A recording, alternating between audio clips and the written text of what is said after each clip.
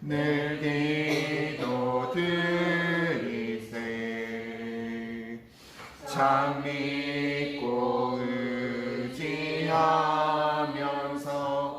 겁없이 나갈 때 주 예수 믿는 힘으로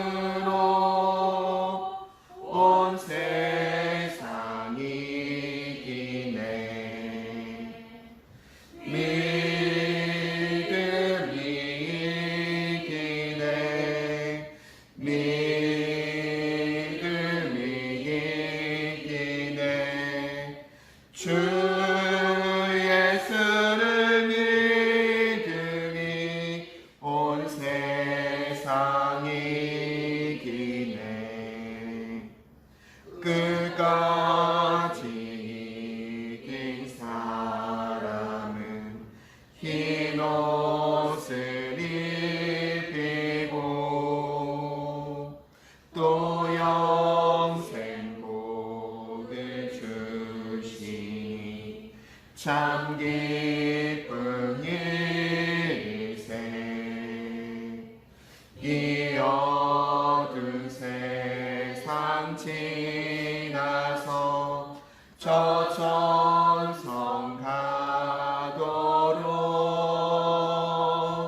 주 예수 믿는 힘으로 온 세상이 이기네. 믿음이 이기네. 믿음이 이기네. 주 예수를 믿으니 온 세상이 이기네. 네, 우리가 7장 1절에서 24절 가운데 그 당시 고린도 교회 안에서 논쟁 혹은 어떤 사람들에게는 논쟁거리가 됐고 또 어떤 사람들에게는 그것이 무엇이 맞느냐, 그래서 사실은 기도의 제목이 될 수도 있었습니다. 근데 그게 뭐냐, 결혼을 해야 되느냐 말아야 되느냐, 독신으로 사는 것이 옳으냐, 아니면 이혼을 해야 되느냐, 이혼했으면 재혼을 해야 되느냐. 그러니까 이건 뭐 그때나 지금이나 사람들이 사는 곳에는 어디나 있는 문제일 수가 있습니다. 그래 사도 바울은 어제 말씀하고 오늘도 같은 제목을 가지고 오늘 말씀을 하고 있는데 25절에 보면 처녀 딸에 대해서, 처녀에 대하여는 내가 주께 받은 계명이 없으되 주의 자비하심을 받아서 충성된 자가 되어 의견을 구하느라. 여기 보면 이거는 성경이 하나님께서 딱 정해준 것이 아니라 내 의견이다, 그 얘기예요. 사도 바울이 내 의견을 말하노다. 그리고 26절에 보면 누구의 생각에는, 내 생각에는, 그래, 내 생각에는 이것이 옳으니 좋으니, 옳다고 말한 것이 아니라 좋다, 내 의견에는 이것이 좋다. 곧 임박한 환난을 인하여 사람이 그냥 지내는 것이 좋다. 자기 생각이다, 그 말이. 임박한 환난이란 말은 예수님의 재림. 예수님 곧 오시는데 내가 볼 때는 그냥 결혼 안 하고 독신도 괜찮다, 처녀 딸에 대해서. 그 다음에 35절로 갑니다. 읽습니다. 시작. 내가 이것을 말하면 너희의 유익을 위함이라. 그 다음에 36절로 갑니다. 시작. 누가 자기의 처녀 딸에 대한 일이 이치에 합당치 못한 줄로 생각할 때에 혼기도 지나고 그같이 할 필요가 있거든. 뭐라고 그래요? 마음대로 해라. 그 말은 양심의 자유를 따라서 해라. 어떤 딸이 있는데 나이도 많고 또 본인이 생각할 때 결혼 안 하는 게 좋겠다, 이렇게 생각이 되어지면 안 해도 좋다. 그런 얘기입니다. 그 다음에 마음대로 하라. 이것은 뭐 짓는 것이 아니라 그래요.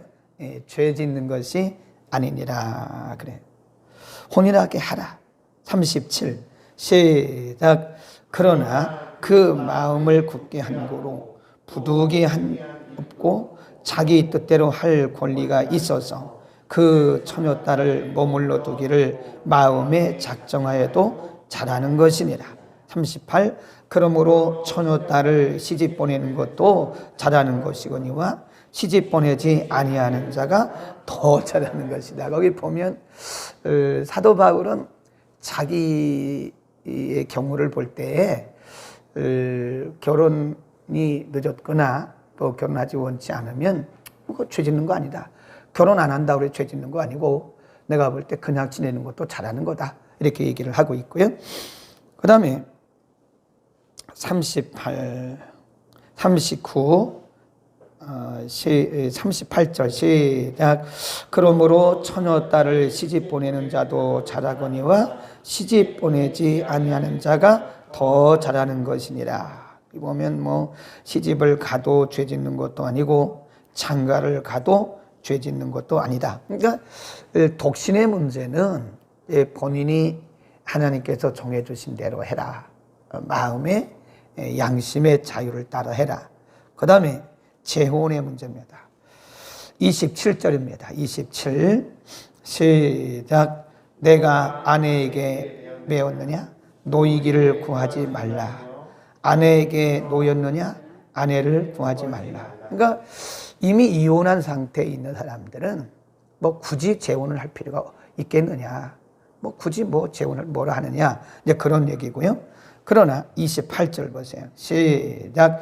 그러나 장가가도 죄 짓는 것이 아니요 처녀가 시집가도 죄 짓는 것이 아니로되 이런 이들은 육신의 고난이 있으리니 나는 너희를 아끼노라. 형제들아 내가 이 말을 하노니 때가 단축하여, 거기다 줄 보세요. 때가 단축하여졌다. 이 말은 예수님이 재림하실 날이 가까웠기 때문에 그런 얘기입니다. 사도 바울은 왜 독신으로 하는 것도 괜찮다, 재혼을 안 하는 것도 괜찮다, 그거 죄는 아니다 그 말이죠. 뭐 시집가도 죄 짓는 것도 아니고 장가가도 죄 짓는 것도 아니고 또 안 간다고 그래서 죄 짓는 것도 아니고 그것은 자기 믿음에 따라 양심의 자유에 따라 하나님이 정해 주신 대로 따라서 해라. 그러나 사도 바울이 볼 때는 예수님의 재림이 가까웠기 때문에 가능하면 그냥 사는 것도 좋다. 그 왜느냐? 거기 보세요. 32절에 보면 너희가 염려 없기를 원하노라. 장가가지 않은 자는 주의 일을 염려하여 어찌하여야 주를 기쁘시게 할꼬 하되 장가간 자는 세상 일을 염려하여 어찌하여야 아내를 기쁘게 할꼬 하여 마음이 뭐 한다고요? 나누인다는 거예요. 그건 맞는 얘기죠. 결혼한 사람은 어쨌든 아내나 남편을 기쁘게 해야 되기 때문에 마음이 갈라져요. 그러나 결혼하지 않은 사람은 그 신경 쓸 수 없다 이거예요. 오직 주만 위해서, 주님만 위해서 살기 때문에 그럴 필요가 없다. 사도 바울의 얘기입니다. 그 다음에 34절 시작. 시집가지 않은 자와 처녀는 주의 일을 염려하여 몸과 영을 다 거룩하게 하려 하되 시집간 자는 세상 일을 염려하여 어찌하여야 남편을 기쁘게 할꼬 하느니라. 그래요. 그러니까 어제 말씀, 오늘 말씀 보면 우리가 약간 이렇게 혼돈이 됩니다. 네. 사도 바울이 이것도 괜찮고 저것도 괜찮아. 혼인하는 것도 괜찮고 안 하는 것도 괜찮아. 네. 그래서 사도 바울은 어제 뭐라고 그랬냐면 사도 바울이 어떤 중심이 없는 것이 아니고 이런 거예요. 17절에 보면 오직 주께서 각 사람에게 나눠주신 대로 하라. 각 사람을 부르신 대로 해라. 20절. 각 사람이 부르심을 받은 그 부르심 그대로 지내라. 각 사람이란 말을 써요. 사람마다 하나님께서 부르시고 하나님께서 정하신 부분이 다르기 때문에 이 결혼과 이혼, 재혼에 대해서는 딱 결정된 것이 없다는 거예요. 형제들아, 각각 부르심을 받은 그대로 하나님과 함께 거라. 각각 부르심을 받은 대로란 말이 3번 나와요. 근데 제가 아는 그 전도사님 중에 이제 우리가 아주 총각 때 제가 처음 전도사로 사역할 때에 뭐 여러분들이 있었어요. 그때 어떤 분은 자기는 사모감이라고 막 그랬는데 막상 보니까 사모가 안 됐고요. 어떤 사람은 나는 절대로 사모 안 한다. 누가 뭐라고 하지도 않았어요. 근데 나는 절대로 사모 안 한다. 그게 바로 우리 집사람이에요. 누가 뭐라 하지도 않았는데 나는 사모 절대로 안 한다고 자기가 말하고 다녔어요. 그런데 사모가 됐어요. 근데 어떤 사람은 나는 기도해 보니까 하나님이 사모라고 말했다고. 근데 그 사람은 지금도 사모가 아니에요. 근데 어떤 그 청년 하나가 있었는데 이 청년은 어떻게 해서 이혼을 했어요. 그래서 왜 이혼을 했나? 그러니까 결혼을 했는데 남편을 이제 애가 임신을 했는데 너무 남편이 심하게 하는 거예요. 그래서 이혼을 했어요. 가족들이 그런 사람하고는 평생 살기 힘들겠다. 어떻게 그렇게 남편이 애를 가진 부인에게 그럴 수 있느냐. 안 사는 게 좋겠다. 그래서 가족들이 떼어놨어요. 얼마 있다가 이분이 이제 학교에 들어가서 공부를 하고 나중에 목사님의 사모님이 됐어요. 인간적으로 볼 때는 참 이게 우리의 생각으로는 잘 맞지 않을 수도 있어요. 그러나 오늘 성경이 본문에서 말씀하고 어제 본문에 말씀하기를 뭐라고 말씀했냐면 하나님이 각각 정하신 부분이 있다는. 그래서 우리가 이런 부분에 대해서는요. 사도 바울도 그러잖아요. 하나님의 계명이 아니고 내 생각이다 그러잖아요. 내 생각, 내 의견을 말하는 것이다. 그래서 하나님께서 각각 사람들에게 정하신 대로 하는 거기 때문에 우리가 이런 부분에 대해서는요. 딱 내가 기준이 돼가지고 이게 옳다, 저게 옳다 그렇게 말하잖아요. 사도 바울도 뭐라 그래요? 옳다 이렇게 말하지 않고 좋다 이렇게 얘기를 하잖아요. 이해하시겠어요? 옳다라고 말하는 것은 딱 기준을 말하는 것이고 좋다라고 말하는 것은 이것도 괜찮고 저것도 괜찮은데 각 사람의 신앙의 양심에 따라서 하라 그런 얘기입니다. 우리가 사도 바울이 이렇게 말씀해요. 7장 10절에 보면 10절 시작. 혼인한 자들에게 내가 명하노니 과루하고 뭐라 그랬나 보세요. 명하는 자는 내가 아니고 누구라 그래요? 주라 그래요. 하나님의 명령이라 그랬어요. 여자는 남편에게서 갈리지 마라. 이건 이혼하지 말라는 거. 이건 하나님의 명령이다 그랬어요. 그 다음에 12절 보세요. 12절 시작. 그 남은 사람들에게 내가 말하노니 과루하고 뭐라 그래요? 이는 주의 명령이 아니라 그랬어요. 그건 누구 말이라는 거예요? 자기 말이라는 거예요. 10절에서는 내 말이 아니고 하나님의 계명이다 이렇게 말해요. 12절에서는 이것은 주님의 명령이 아니고 그래서 내 말이다 이렇게 말했어요. 그러니까 어떤 경우에는 사도 바울이 성경의 기준을 가지고 말을 했고요. 어떤 경우에는 자기의 의견이라고 그랬어요. 의견. 거기 25절에 보면 내 의견을 고한다 그랬어요. 내 의견. 그러니까 우리가 사도였던 바울조차도 이렇게 말을 합니다. 그러니까 우리가 이게 사람들을 볼 때 어떤 것은 기준이고 어떤 것은 의견입니다. 아시겠죠? 이게 지혜입니다. 우리가 사람들에게 말할 때 이건 제 의견입니다. 이렇게 말을 해야지 내가 옳다 그러다를 말하는 것은 옳지 않다 그런 얘기죠. 내가 기준이 돼가지고 내가 한 것처럼 해 옳다 이렇게 말하는 것보다는 내 의견에는 이게 좋을 듯합니다. 이렇게 말하는 거예요. 35절. 지금 이제 사도 바울이 왜 이렇게 말을 했나 결론을 내는 거예요. 왜 사도 바울은 그렇게 얘기를 했는가? 35절 시작. 내가 이것을 말하면 거기 줄봅시다.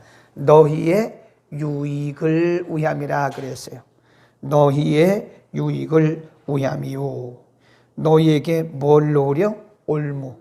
올무를 놓으려 함이 아니니 오직 너희로 하여금 이치에 합하게 하여 분요함. 이 말은 흔들리거나 갈등 그 말입니다. 흔들리거나 갈등 없이 그 말입니다. 흔들리거나 갈등 없이 주님을 섬기게 하려 함이라 그랬어요. 그러니까 오늘 그리고 어제 말씀을 우리가 잘 보면 어떻게 보면 사도 바울이 어떤 기준을 딱 정해서 이혼하지 마라, 재혼하지 마라 이렇게 말한 것이 아니라 어떨 때는 그래, 어떨 때는 이렇게, 그럼 너희가 각각 정하신 대로 해라 그랬어요. 그러니까 이게 상담도 잘해야 되는 거예요.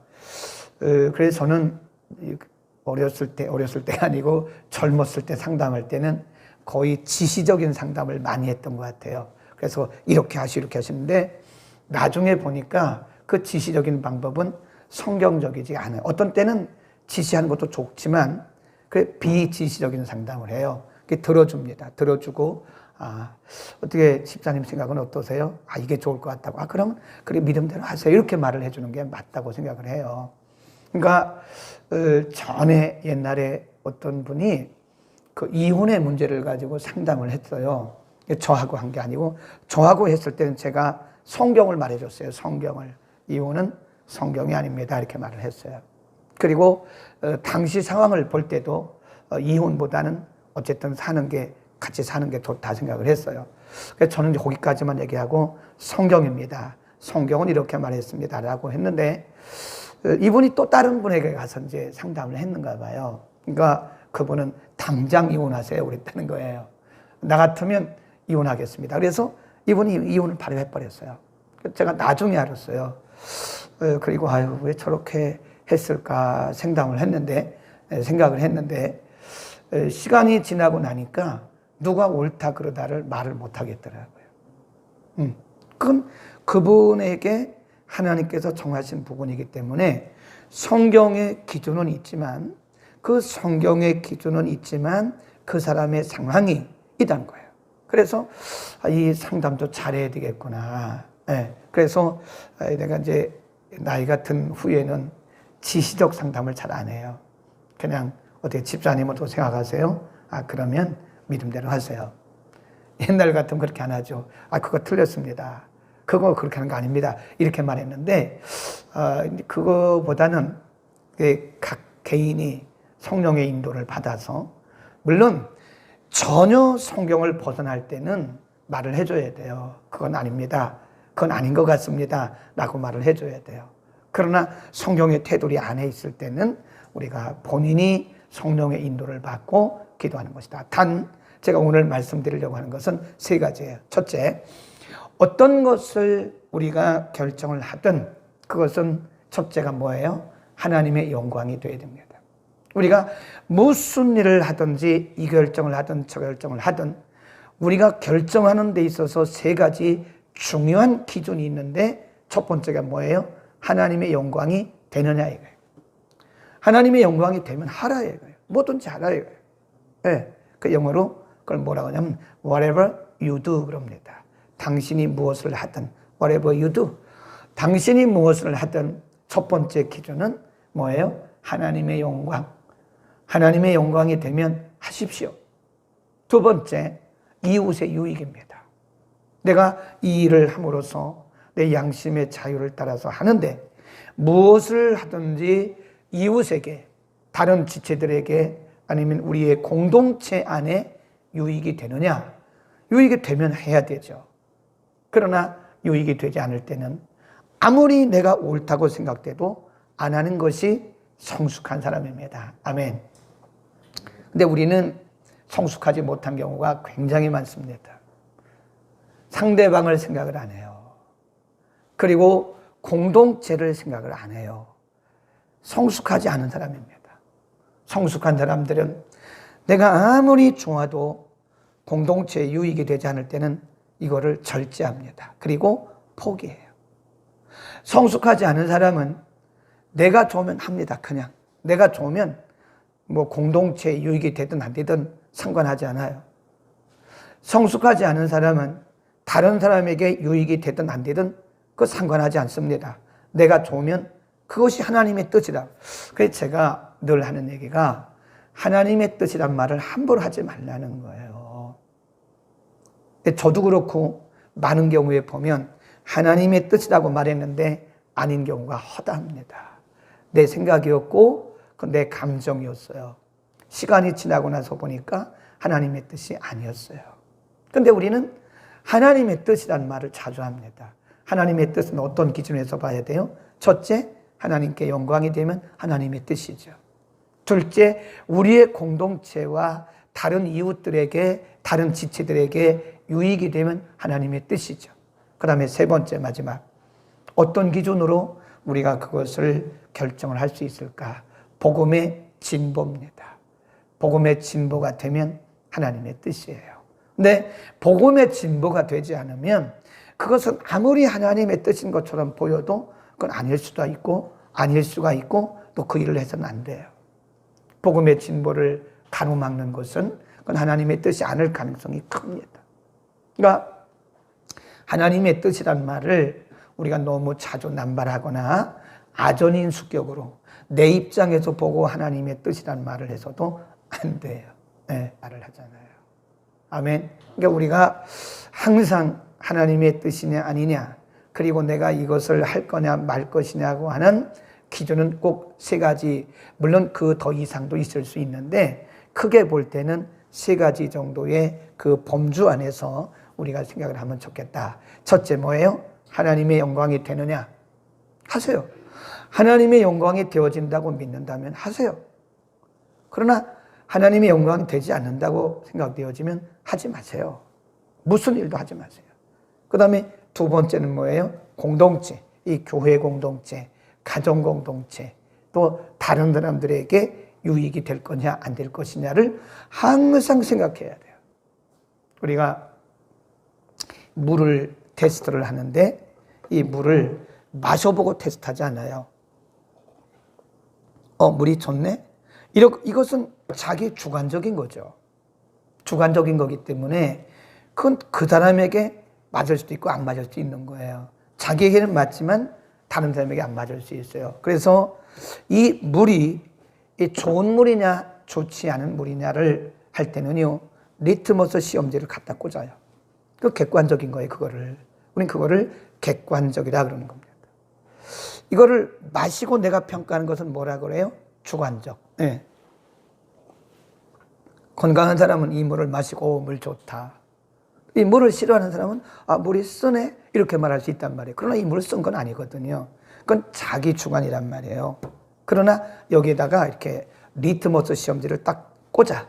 그러면 염도가 몇 퍼센트, 광물질이 몇 퍼센트 정확하게 객관적으로 나온다 이거예요.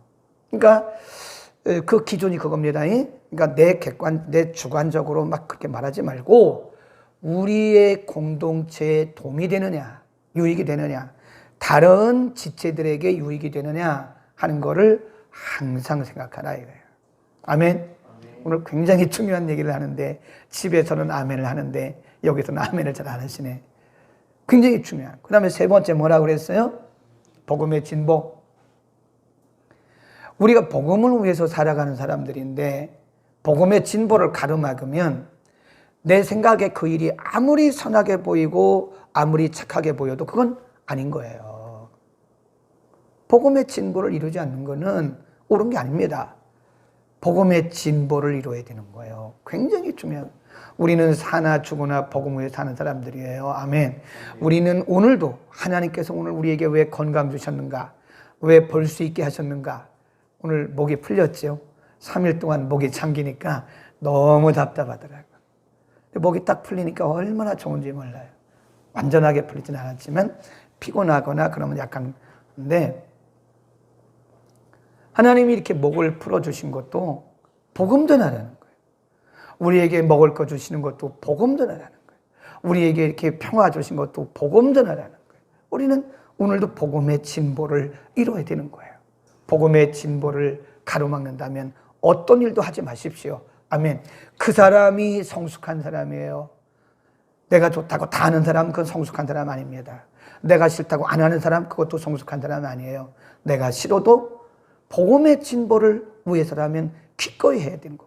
내가 좋아도 복음의 진보가 되지 않는다면 기꺼이 포기해야 되는 거예요. 제가 이런 기준으로 볼 때는요, 우리 가운데 성숙한 사람이 그렇게 많지가 않아요. 본인은 성숙하다고 생각을 하는데 이런 기준으로 보면 우리는 아직도 성숙하지 못했어요. 뭔가 부족합니다. 우리는 내가 기준이 된단 말이에요. 다시 우리가 복습하고 마치겠습니다. 내일은 우리 새벽 기도 쉽니다. 한 번 더 복습하고 기도하고 마치겠습니다. 우리가 whatever you do, 우리가 무엇을 하든 우리의 기준은 뭡니까? 첫째, 하나님의 영광. 둘째 뭐예요? 이웃과 공동체의 유익. 세 번째 뭡니까? 복음의 진보. 기도하겠습니다.